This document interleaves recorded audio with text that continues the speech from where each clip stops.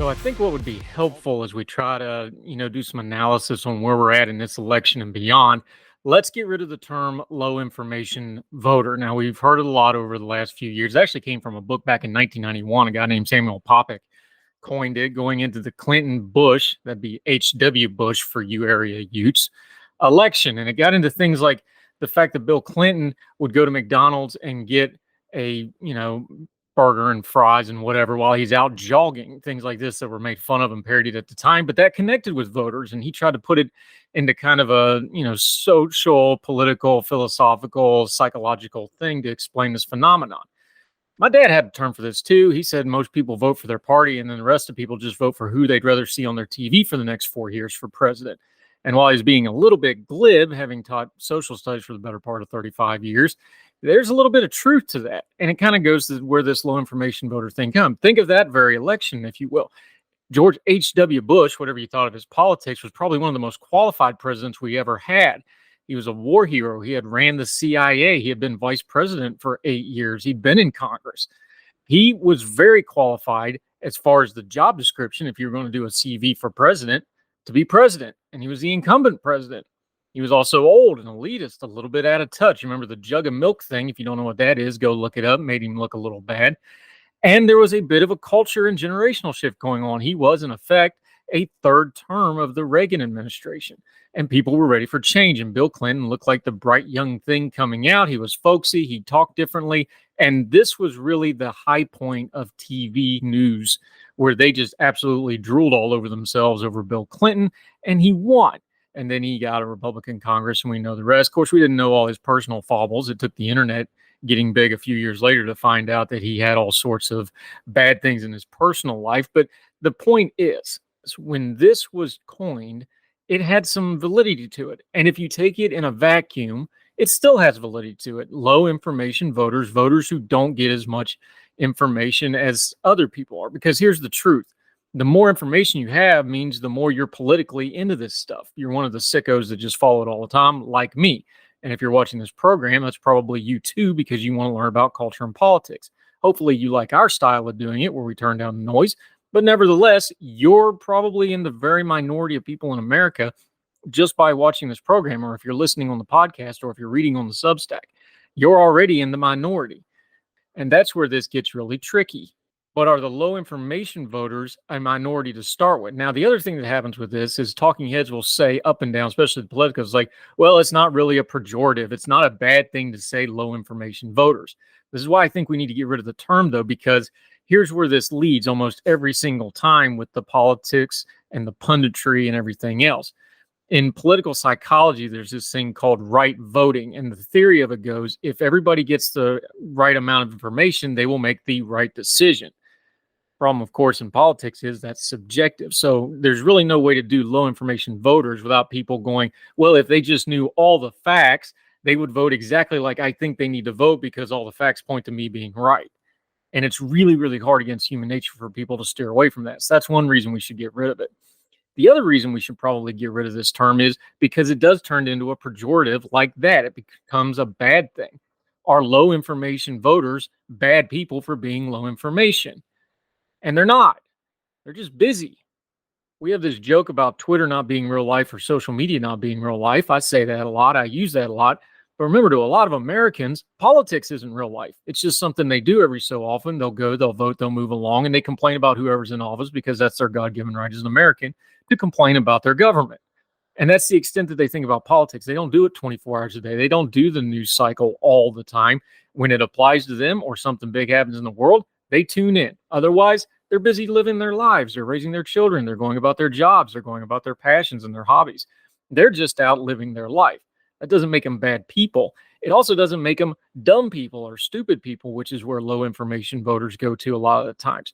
That political theory thing we talked about right voting if you have the right information, well, there's nothing wrong with not caring. Oh, I know. Here's the problem. In the modern political world, people have made everything Armageddon. If you don't vote for my candidate, the world will end. Your candidate is literally Hitler. Your candidate is literally Stalin. You're a communist. You're a fascist. On and on. Everybody goes right to the bone on all this stuff constantly. And yes, there is some really important stuff in our elections. but we overblow it because that's how you get content and clicks and reads and views and ratings. The media, the news media, social media, all media, you have to up the ante over and over and over again. The problem is the ante is only getting upped and upped for that very small majority that eats that up all the time. So now, not only are low information voters not the majority of people that follow politics, there's a huge gulf between the people that follow politics and what we are calling low information voters. And again, there's nothing wrong with that. They're out living their lives. Now, the politicos will scream and pound their chest and go, well, they must care as much as I care. That's probably a good way to get them not to listen to you. Here's the other part of this low information thing, why you need to get rid of it. When we're trying to analyze what's going on in politics, which is really hard. One thing I've started trying to do really, really hard is to put aside what I think and put aside my own priors and biases, which I have and I'm open about, and think about this from the point of view of what used to be called low information voters, because they're not really low information voters. They have exactly as much information as they want. See, the truth is with technology, you have all the information you want anytime you want it. These things right here, cell phones for the podcasting audience that can't see me holding up my cell phone, this means you have the entire depth and breadth of human history and knowledge in the palm of your hand. And with just a couple of pushes of buttons, or in modern age, you can just push a button and ask it to tell you something, and you can find out anything you want to know within a couple of seconds. That's the reality we live in. The thing about the news media now that it applies to low information voters and means that we should just get rid of this term altogether is people have exactly as much information as they want. Let me say that one more time for the folks in the back from Webster County.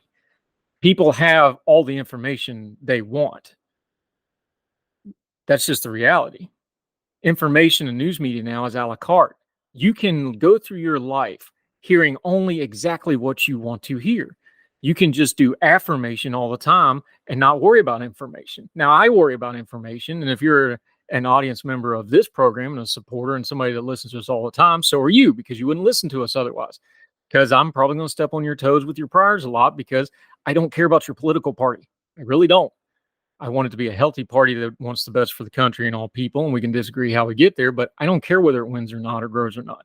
I care about the country. I care about people. I don't care about the right. I care about getting it right. These things are hard, and that is a rabbit hole you wind up going down when you don't think about these things the way what we used to call the low information voters do. They got the exact information they want. And politicos, people like me, I'll hold my hand up too, we're even worse because we get the information we want.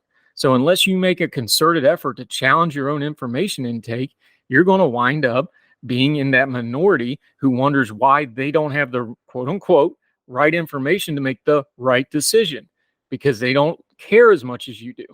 That's a tough spot to be in life. Think about that in a relationship, whether it's a parent-child, a romantic relationship, a business relationship with your boss. That's tough.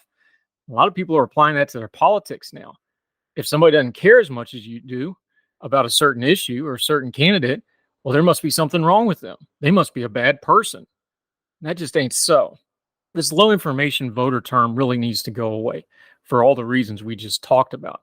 But among all the others is the word politics, which literally comes from the term affairs of the city or affairs of the state.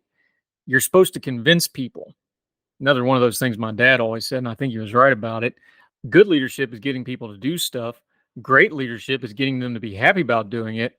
Fantastic leadership is getting them to think it was their idea in the first place. Politics is always supposed to be about convincing people. Now, in our modern age, it's all about the power and making people do stuff. And that's the trap of using low information voters, because now they are less than you and you need to go make them do something. And you cannot.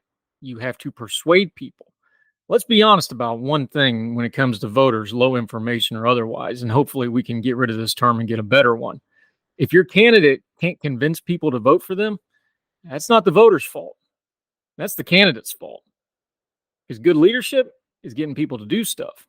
Great leadership's getting them to be happy about it.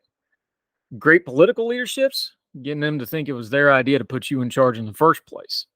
Now, we don't get those kind of politicians very often. That's probably why we're getting a string of one-term presidents going. But just consider when somebody's saying low information voters, What they're really telling you is something about how they see voters that doesn't agree with them. We need a better term for that, because the idea is to convince people, not make them do things. Otherwise, we've stopped being a representative democracy. And then we start turning into those other things that we accuse people of being, and we should never be in real life. All the music on Heard Tell is provided under a Creative Content license from monstercat.com. This is your before and after story. Instead of imagining a rewarding career in medical imaging, Southeastern College can actually take you there. Prepare for a career in ultrasound, radiology, and X-ray technology with hands-on specialized training, simulations, and real-life experience with the latest imaging technology. You'll be ready to play a vital role on any healthcare team. Transform your life by helping others. Southeastern College. Your future is bright. Visit scc.edu to get started.